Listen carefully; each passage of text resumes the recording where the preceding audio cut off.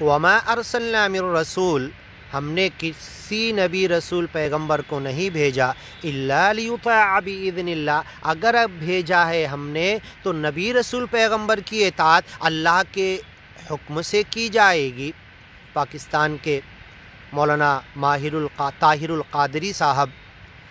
تقریر میں کہہ رہے تھے قرآن میں اللہ کی اطاعت، رسول کی اطاعت جگہ جگہ آئی ہے، اور کچھ جگہ صرف نبی رسول کی اطاعت آئی ہے، وہاں پر اللہ کی اطاعت کا لفظ ہی نہیں ہے۔ اللہ کی اطاعت سے زیادہ نبی رسول کی اطاعت آئی ہے، لیکن یہ آیت کیا وہ بھول گئے؟ اللہ کہتا ہے کہ اللہ کی اجازت کے علاوہ نبی کی اطاعت نہیں، لیکن کہیں یہ قرآن میں نہیں کہا گیا کہ اللہ کی اطاعت کے لیے نبی کی اجازت کی ضرورت ہے، نبی کی اطاعت کرنے کے لیے اللہ کی اجازت کی ضرورت ہے۔ وما ارسلنا من رسول، ہم نے نہیں بھیجا کوئی نبی رسول پیغمبر الا لیطاع، اس کی اطاعت کرنے کے لیے ہم نے بھیجا، باذن اللہ، لیکن اللہ کے حکم سے۔ ولا یعصینک فی معروف، اے نبی رسول پیغمبر ان عورتوں سے جو تم بیعت لے رہے ہو یہ کبھی تمہاری نافرمانی نہیں کریں گی معروف میں۔ ہاں، اس کا مطلب اے یعصینک فی منکر، یعنی منکر میں نافرمانی کر سکتی ہے، اس کی تفسیر میں یہ بات چھپی ہوئی ہے۔ تو اے نبی، اللہ کی نافرمانی میں نبی کی بھی اطاعت نہیں ہے، نبی کی نافرمانی میں اماموں کی اطاعت نہیں ہے، اور اپنے وقت کے صحیح باتوں کے نافرمانی میں اپنے دل کی اطاعت نہیں ہے۔ وما ارسلنا من رسول، ہم نے کوئی نبی رسول پیغمبر نہیں بھیجا الا لیطاع باذن اللہ، اس لیے بھیجا کہ اللہ کی اجازت کے مطابق ان کی اطاعت کی جائے۔ ولو انہم اذ ظلموا، اور اگر یہ لوگ ظلم کرتے ہیں، گناہ کرتے ہیں، انفسہم اپنے آپ پر، جاؤ کا پھر اے نبی تمہارے پاس آتے ہیں، فاستغفر اللہ، اور اللہ سے معافی مانگتے ہیں، تم سے دعا کرنے کو کہتے اللہ سے ہماری معافی مانگ دو، واستغفر لہم الرسول، نبی رسول پیغمبر اتنے نرم دل ہیں، ما عنتم حریص علیکم بالمؤمنین رؤوف الرحیم، واستغفر لہم الرسول، نبی رسول پیغمبر بھی ان کے لیے استغفار، اللہ سے معافی مانگ دیے، لوجد اللہ تواب الرحیمہ، تو اللہ کو توبہ قبول کرنے والا، رحم کرنے والا پائیں گے۔ بہت سارے مسلمان بندے آئے یہ آیت لے کر اور کہنے لگے فاستغفر اللہ واستغفر لہم الرسول، یہ مطلب بتانے لگے اللہ اور نبی سے استغفار مانگو، نہیں، اللہ سے استغفار معافی مانگو اور نبی سے ریکویسٹ کرو کہ ہمارے گناہوں کی معافی مانگ دے، جب زندہ تھے، موجود تھے۔ اب تو یہ بھی نہیں کر سکتے، اب تو موت آ گئی، قبر میں چلے گئے، دفنا دیا گیا، ہاں اپنے رب کے پاس زندہ ہے، قبر میں تو زندہ نہیں ہے۔ واستغفر لہم الرسول، ہاں قبر میں ان کا بدن صرف سڑ نہیں رہا ہے، مٹی پر اللہ نے نبیوں کے جسم کو، شہداء کے جسم کو کھانے سے حرام کر دیا، اور مٹی پر حرام نہیں کرتا تو وہ جسم بھی کھا جاتی، یہ کلیئر کٹ حدیثیں ہیں، لیکن قبروں میں زندہ نہیں ہے، اپنے رب کے پاس زندہ ہے۔ تو اللہ سے معافی مانگو، اور اس وقت نبی رسول موجود پیغمبر تھے، بین ظہرانیکم بین اظہرکم وفیکم رسول اللہ، اس وقت موجود تھے، تو وفیکم رسول اللہ ہی سورہ توبہ کی یہ آیت، اور سورہ آل عمران کی نساء کے اندر یہ جو آیت آئی ہے وفیکم رسول، تمہارے درمیان اللہ کے رسول موجود ہیں، تو اس کا مطلب نہیں کہ قیامت تک موجود ہیں، قبر تو ہے، قبر میں ان کا جسم اثر موجود ہے، لیکن زندہ نہیں ہے، سن نہیں رہے، دیکھ نہیں رہے، ہاں یہ جو انسانی حواس ہوتے وہ باقی اور موجود نہیں ہیں، تو اللہ سے معافی مانگو، فاستغفر اللہ واستغفر لہم الرسول، اور جب نبی رسول پیغمبر زندہ تھے، کھاتے پیتے تھے، سانس لے رہے تھے، نبی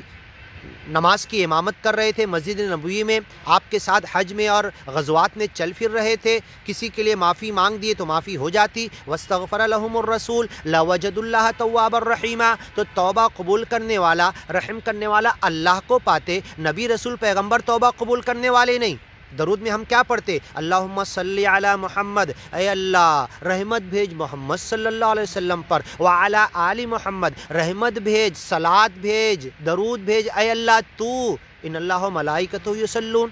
فرشتے اور اللہ صلاۃ بھیجتے ہیں، درود بھیجتے ہیں، اپنے نبی پر رحمت بھیج، محمد پیغمبر پر، ان کی آل اولاد پر، کما صلیت علی ابراہیم، جیسے تو نے رحمت بھیجی حضرت ابراہیم علیہ السلام پر، وعلی آل ابراہیم، جیسے تو نے رحمت بھیجی حضرت ابراہیم علیہ السلام کی آل اولاد پر، انک حمید مجید، تو بڑی تعریف اور بزرگی کے لائق ہے۔ رحمت کے محتاج حضرت ابراہیم بھی ہے، ہر نبی رسول پیغمبر بھی ہیں، آخری نبیوں کے سردار محمد پیغمبر بھی، اے اللہ تیری رحمت کے محتاج ہیں، ان پر رحمت بھیجنے کے لیے ہم دعا کر رہے، اپنے اوپر رحمت کے لیے نبی سے ہم دعا نہیں کر رہے۔ دیکھو درود کا یہ مطلب ہے، لوگ درود کا کچھ لوگ مطلب یہ سمجھتے ہیں کہ نبی سے ہم اپنے لیے دعا کر رہے، نہیں،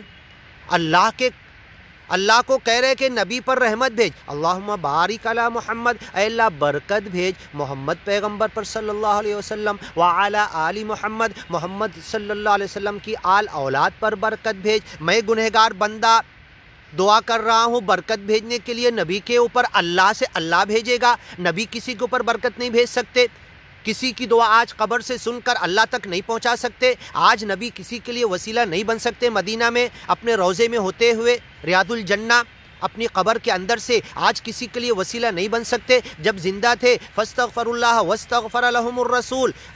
اللہ سے معافی مانگے، نبی سے دعا کی ریکویسٹ کیے، وہ اندھے کی حدیث آئی، آپ نے اس کے لیے دعا کر دیا،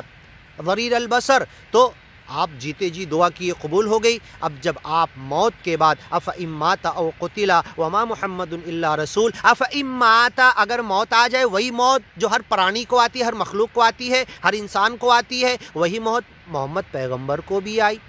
وما محمد الا رسول قد خلت من قبلہ الرسول، افإن مات، موت کا کلیئر کٹ الفاظ ہے، حضرت یوسف کے لیے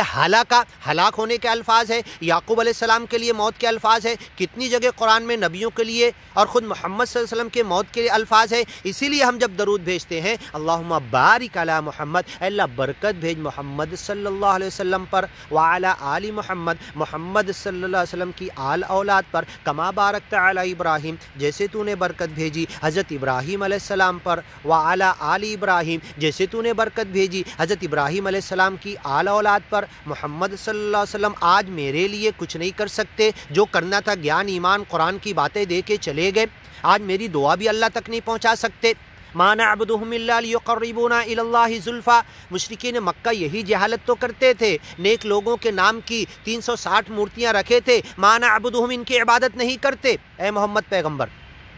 بلکہ الا ليقربونا الى الله زلفا، یہ ہماری باتوں کو اللہ سے قریب کرتے ہیں، ہماری دعائیں اللہ تک پہنچا دیتے۔ تو آج محمد الرسول اللہ صلی اللہ علیہ وسلم ان کی موت کے وقت حضرت عمر جو تلوار لے کر کھڑے ہو گئے تھے، کوئی اگر کہے گا مر گئے تو یہ محبت ہے ضرور،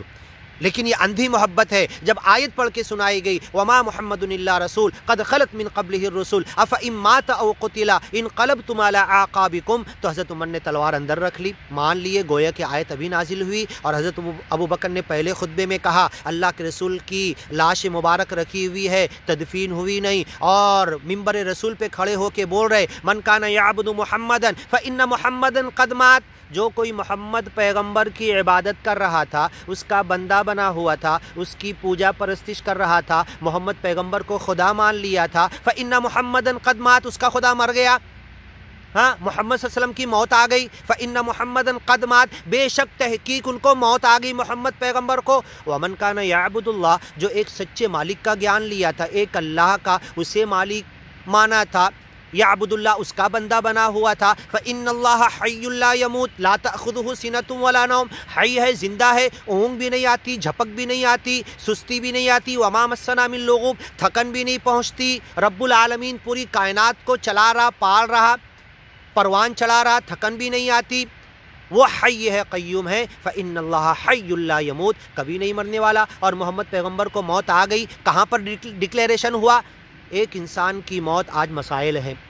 چھوٹا ڈاکٹر ڈکلیئر نہیں کرتا، بڑے ڈاکٹر یہاں لے جاؤ، سرکاری میں لے جاؤ، پھر اس کی ڈیتھ ڈکلیئر کی جاتی ہے۔ محمد پیغمبر کی ڈیتھ کو حضرت ابو بکر صدیق جو ان کے بعد گدی پر آئے، پہلے خلیفہ بنے، ممبر رسول پر چڑھے کہ دیکھو اب اس ممبر پر جو نبی رسول چڑھتے تھے جمعہ میں یا جمعہ کے علاوہ، اب چڑھنے کی طاقت ختم ہو گئی، اب اس ممبر پہ چڑھ کے آ کے کچھ بول نہیں سکتے تم کو، اب میں تمہیں بول کے بتاتا ہوں۔ جو کوئی محمد پیغمبر کی عبادت کر رہا تھا، آج اس کا خدا مر گیا، محمد پیغمبر کو موت آ گئی،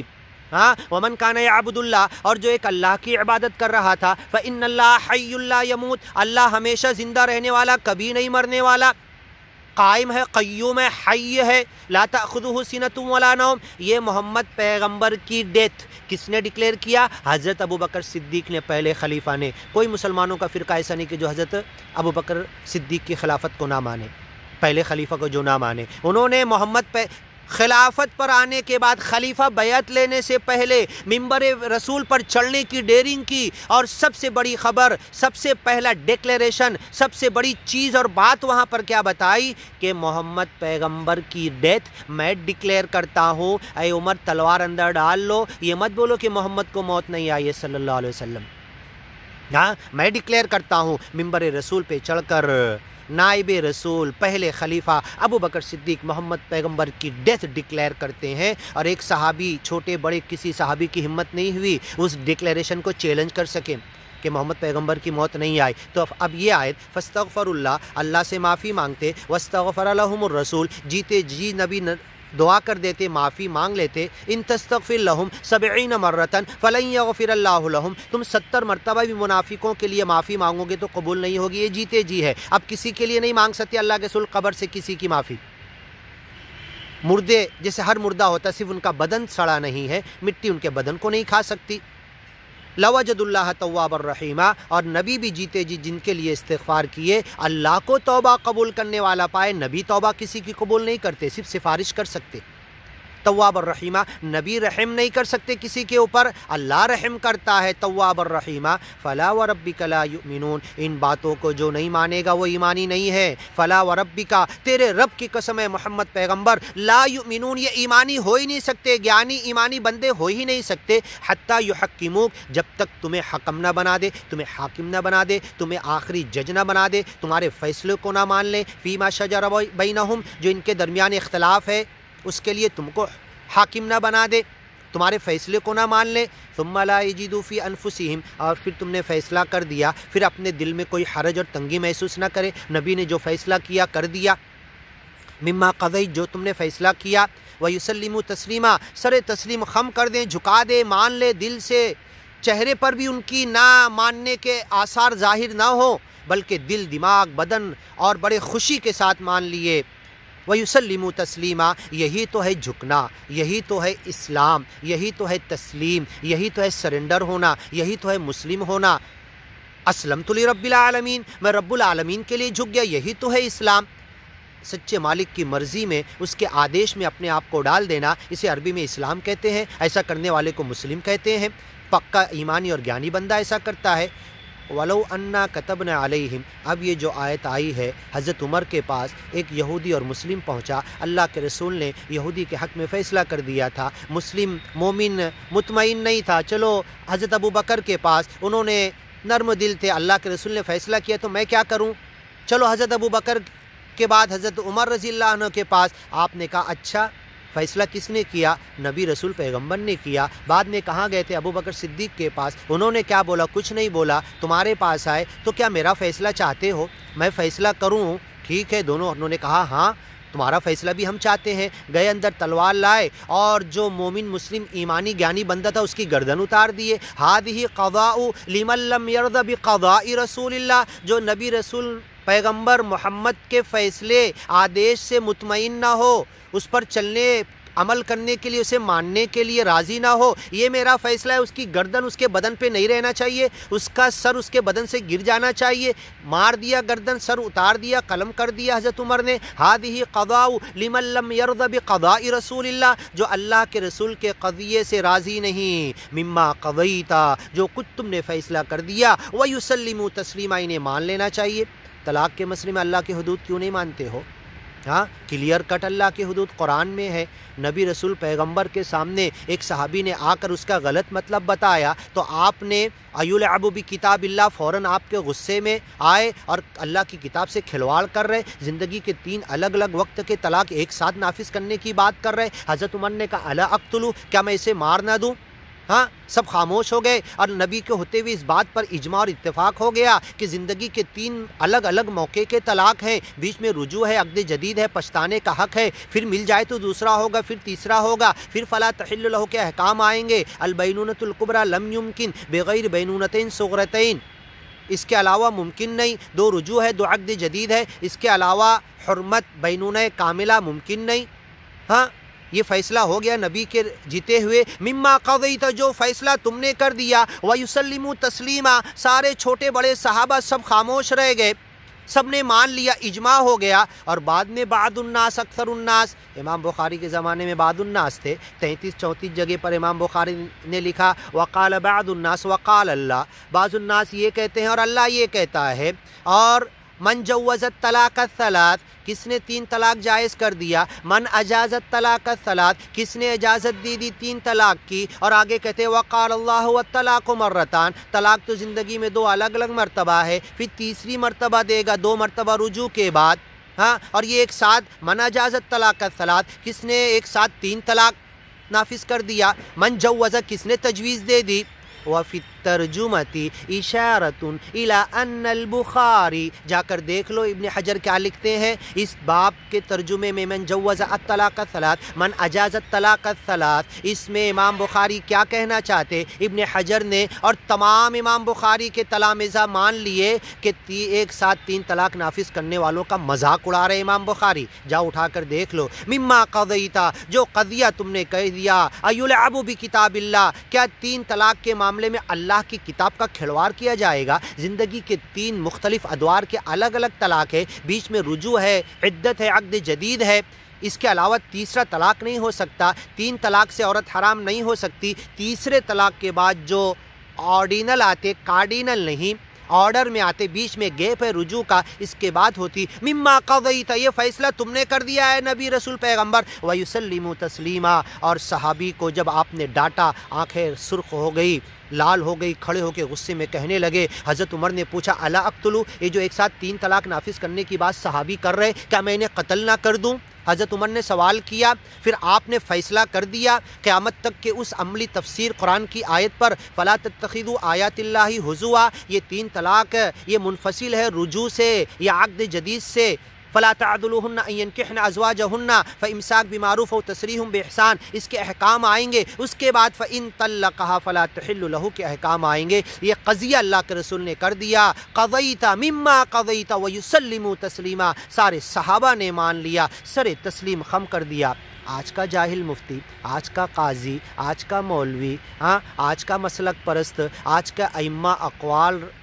فتاوی رائے قیاس کے پیچھے جانے والا، وغرہم فی دینہم ما کانوا یفترون، ان کے دین میں ان کے من گھڑت سوالات نے ان کو دھوکے میں ڈال دیا، ان من گھڑت سوالات کے من گھڑت جوابات نے ان کو دھوکے میں ڈال دیا اور فتاوی کے سمندر کھڑے کر دیا، فتاوی کے جنگل بنا دیا، رائے فتاوی قیاس میں امت کو بھٹکا دیا اور اقوال الرجال کے پیچھے اللہ کی حدود کو چھوڑ دیا، سکوت اختیار کر لیا۔ آج بھی ان علماء کے پاس جاؤ تو خاموشی کے علاوہ کوئی ان کے پاس جواب نہیں، اور پھر فَبُهِتَ الَّذِي كَفَرَ ثُمَّ نُكِسُ عَلَىٰ رُؤُوسِهِمْ، پھر مت ماری جاتی ہے اور کہتے ہیں ہمارے امام کا قول یہ ہے، ان کا فتویٰ یہ ہے، ان کا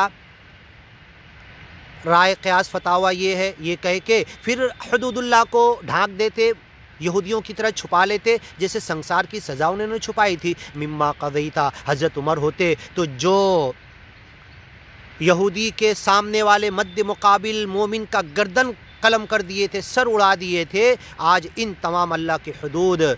ایک ساتھ 3 طلاق نافذ کرنے والے، 2 رجوع کو ختم کرنے والے، 2 عقد جدید کے ختم کرنے والوں کو حضرت عمر یہی فیصلہ کرتے اور کہتے ہذہ قضاء لمن لم یرض بقضاء رسول اللہ مما قضیت ویسلموا تسلیما، اللہ کے رسول نے جو فیصلہ کر دیا سارے صحابہ نے مان لیا۔ اور ایلعب بکتاب اللہ وانا بین اظہرکم بین ظہرانیکم، اللہ کے طلاق کی آیتوں کی کھلی مکمل قضیے کے طور پر تفسیر یہ صحابہ کے سامنے ہو گئی کہ اب یہ زندگی کے 3 الگ الگ موڑ کے طلاق ہیں، بیچ میں 2 رجوع ہے، 2 رجوع نہیں تو 2 عقد جدید ہے، 2 رخصتی ہے، بینونہ صغریٰ ہے، پھر بینونہ کبریٰ ہے۔ یہ ساری باتیں ہم نے کھول کے بیان کیا۔ مما قضیت، یہ قضیہ نبی نے کر دیا، ویسلموا تسلیما، سارے صحابہ نے مان لیا، مسلک پرست نہیں مان رہے اس کو، اللہ انہیں توفیق عطا کر، کوئی دشمنی نہیں ان سے، اللہ کی حدود کی طرف آ جائیں، اخواناً علی سرور متقابلین، جنت میں ایک ساتھ ہم ایک گاؤں تکیے پر ٹیک لگائے بیٹھے ہوں گے مسند پہ، کوئی ان سے دشمنی نہیں ہے، اللہ کی حدود پر آ جاؤ تم بھی۔ مما قضیت ویسلموا تسلیما ولو انا کتبنا علیہم ان اقتلوا انفسکم، آگے کی ویڈیو میں سنیے۔